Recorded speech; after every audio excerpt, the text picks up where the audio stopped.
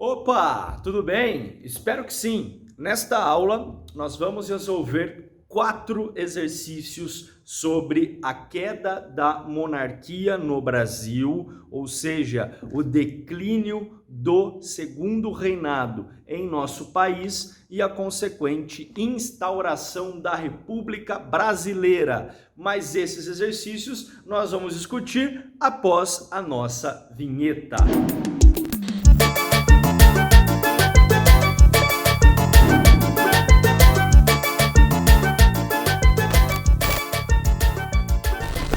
Bom, antes de iniciarmos a resolução de exercícios, não esqueçam dos 3 passos básicos. O primeiro, curtir o nosso vídeo. O segundo, se inscrever em nosso canal. E o terceiro, compartilhar o conhecimento. Lembrem sempre dos 3 passos básicos, porque eles são cruciais para a continuidade do nosso trabalho e para a continuidade da disponibilidade de conteúdo gratuito a todos aqui na plataforma. Sem mais delongas, vamos aos exercícios. Exercícios esses que, se vocês quiserem acompanhar com algo impresso, com algo em mãos, é só vocês clicarem no primeiro link que nós temos na descrição e no comentário fixado. Sem mais introduções, vamos ao exercício. Exercício 1. Enfermo a 14 de novembro, na segunda-feira, o velho Lima voltou ao trabalho, ignorando que no entretempo caíra o regime. Sentou-se e via que tinham tirado da parede a velha litografia representando Dom Pedro de Alcântara. Como na ocasião passasse um contínuo, perguntou-lhe: por que tiraram da parede o retrato de Sua Majestade? O contínuo respondeu, num tom lentamente desdenhoso: ora, cidadão, que fazia ali a figura do Pedro Banana? Pedro Banana? Raivoso o velho Lima, e sentando-se pensou com tristeza: não dou 3 anos para que isso seja uma república. Ou seja, nós estamos diante de uma situação, de uma crônica, onde um sujeito questiona o outro sobre o retrato de Dom Pedro na parede. Esse que questiona conhece e sabe que não existe mais o império, que não existe mais a monarquia no Brasil.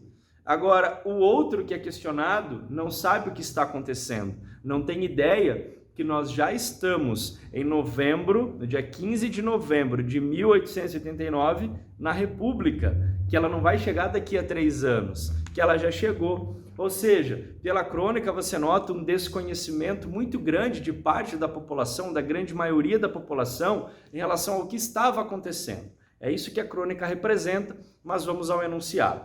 A crônica de Arthur Azevedo, retratando os dias imediatos à instauração da República no Brasil, refere-se a ausência de participação popular no processo de queda da monarquia.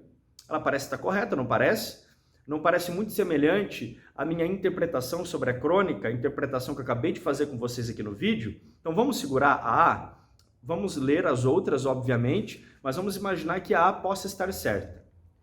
Tensão social envolvida no processo de instauração do novo regime. Bom, a crônica não mostra isso. Mobilização de setores sociais na restauração do antigo regime. Também não. Temor dos setores burocráticos com o novo regime. A crônica não fala isso, por mais que houvesse um temor, obviamente, de alguns setores da sociedade quanto à República. Nós não podemos esquecer que, mesmo se tratando de um movimento que era apoiado por parte da população, nós não podemos cair no engano de que todas as pessoas, de que 100% da população brasileira desejava o regime republicano, mas ela não está certa. Demora na consolidação do novo regime. Não é isso que está retratado na crônica. Então, há que era uma interpretação que você tinha que fazer, uma típica questão do Enem, né? De interpretação, levando em consideração o contexto histórico, seria a resposta A. Então, a 1 de nossa lista, a resposta A. Já vou colocar a numeração das 4 questões que nós vamos resolver. Vamos agora à questão 2, uma questão de 2012 da prova da SpaceX. Sobre a proclamação da República, A tradição historiográfica relaciona 3 questões responsáveis pela queda da monarquia. A questão civil, a questão da escravidão, que nós já estudamos, a religiosa e a militar. Todas que nós estudamos. Aqui só faltou uma mais que nós estudamos na nossa aula, que foi a questão republicana, extremamente importante e fundamental. Leia atentamente os itens abaixo. 1.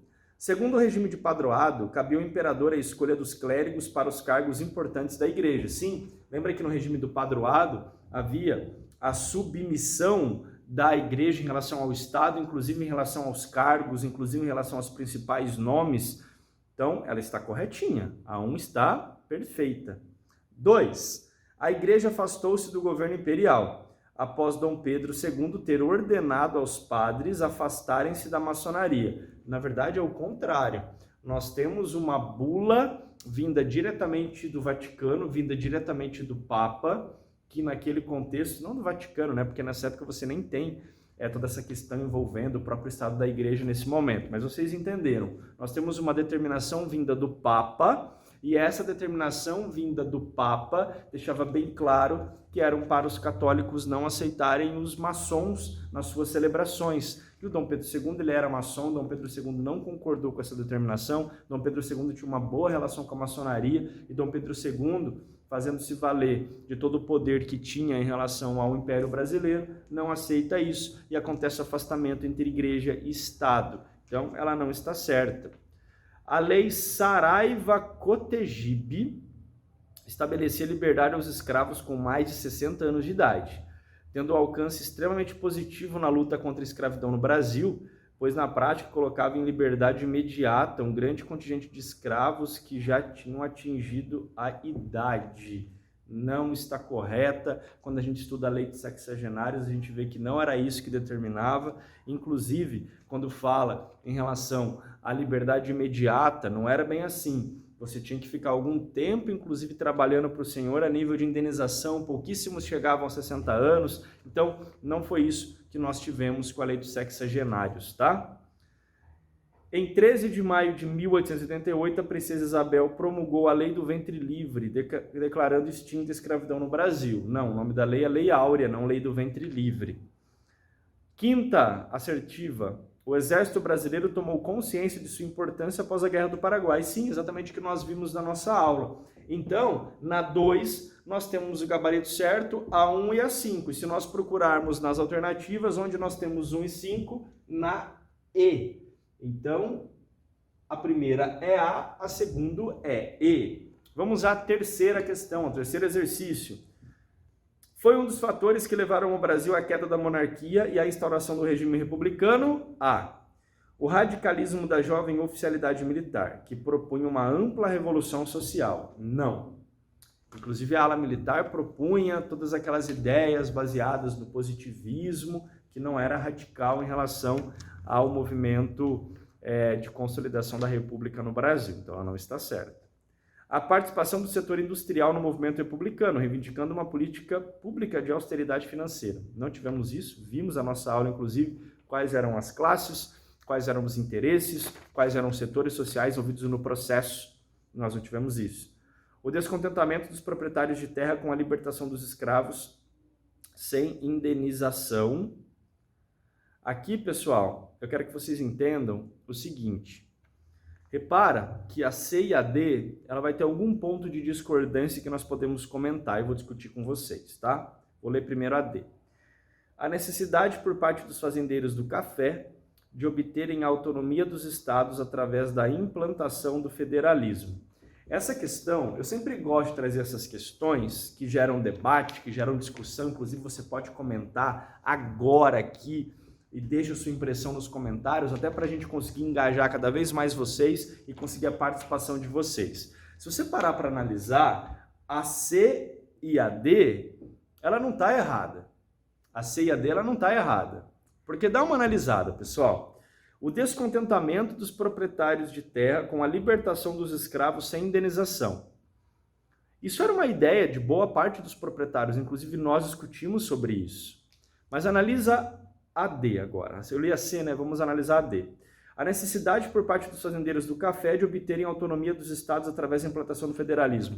Ambas estão certas, Mas o porquê que o gabarito oficial dessa questão deu AD como certo? Vamos entender. Vamos entender aqui para que fique bem explicadinho, para que fique bem certo. Pessoal, se nós pararmos para analisar as leis que foram responsáveis por todo aquele processo que culminou com 13 de maio de 1888, com a Lei Áurea, a Lei do Ventre Livre, ela tinha uma espécie de indenização. A Lei dos Sexagenários, ela tinha uma espécie de indenização. A Lei Áurea não. Foi essa interpretação que o examinador colocou nessa questão. Você pode discordar, mas foi essa interpretação. Eu também não concordo. Eu também não concordo porque você deixa o examinador simplesmente naquela situação muito legal de soltar uma ideia para vocês e vocês interpretem o que estava na cabeça dele. Mas nós conseguimos entender um pouquinho da lógica, porque a D ela não está errada. Nós vimos que muitos realmente enxergavam na República, através do federalismo, essa busca pela autonomia, essa busca realmente de uma tentativa, pelo menos, de administrar suas localidades sem tanta influência do governo central. Então, nós entendemos que a D ela está certa, mas a C ela pode ser discutida e vocês fiquem à vontade para discutir, como eu sempre falo. A história ela é passível de discussão. A história ela não é exata. Aí você fala assim, professor, mas imagina que uma questão dessa caia na minha prova. Galera, infelizmente, quando você é concurseiro, quando você é vestibulando, você também está na mão de alguns examinadores e você precisa entender que questões como essa podem aparecer e eu não vou trazer para vocês algo que não vai cair. Então, por isso que eu trago para vocês essas discussões de algumas questões que você pode ter, tá bom? Você concordando, você discordando, fique à vontade nos comentários, estão abertos para vocês falarem quais são as suas impressões. Vamos agora a 4. Guerra do Paraguai. Modernização e politização do exército e queda da monarquia são fatos diretamente relacionados, já que o exército identificava-se com o elitismo do governo imperial, enquanto a marinha compunha-se basicamente de classes populares e médias contrárias à monarquia. Nesse contexto que a gente está estudando de queda da monarquia, não.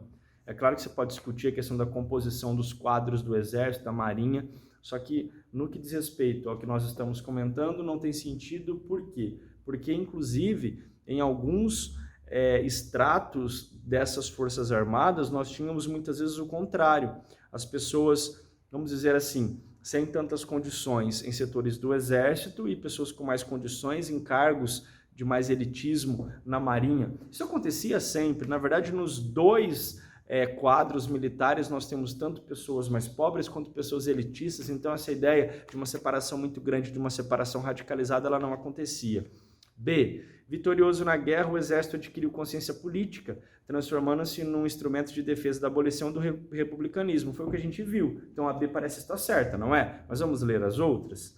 A derrota na guerra já começou errado, então vamos continuar lendo. Embora sem vínculos com ideias positivistas, está errado também, porque a gente viu que tinham ideias positivistas muito fortes nos quadros militares, e aí, para combater os interesses das camadas médias que apoiavam o governo monárquico, o exército desfechou o golpe de 15 de novembro. Isso não aconteceu, até porque quando a gente para analisar, nós tínhamos, como foi falado, um interesse muito grande das classes médias devido a todas as dificuldades do governo imperial em relação ao apoio à monarquia, tá bom? Então, ele só trocou ali a palavrinha, trocou ali a ideia, a certa nesse caso é a B, tudo bem? Então, finalizamos assim nossa aula de resolução de exercícios. Tivemos 4 questões que trabalharam a queda da monarquia e a instauração do governo republicano no Brasil. Se você gostou desse vídeo, não esquece de deixar sua curtida, não esquece de se inscrever em nosso canal e não esqueça de compartilhar o conhecimento. Lembrando que se chegarmos até o dia 18 de março com 3.000 inscritos, teremos 2 lives para o pessoal do concurso da PM do Estado do Paraná, que farão a prova em 2021. Uma live de 2 horas sobre a história do Paraná e uma live de 2 horas sobre a história do Brasil. Beleza? Grande abraço e até mais. Até a próxima aula, até o próximo vídeo.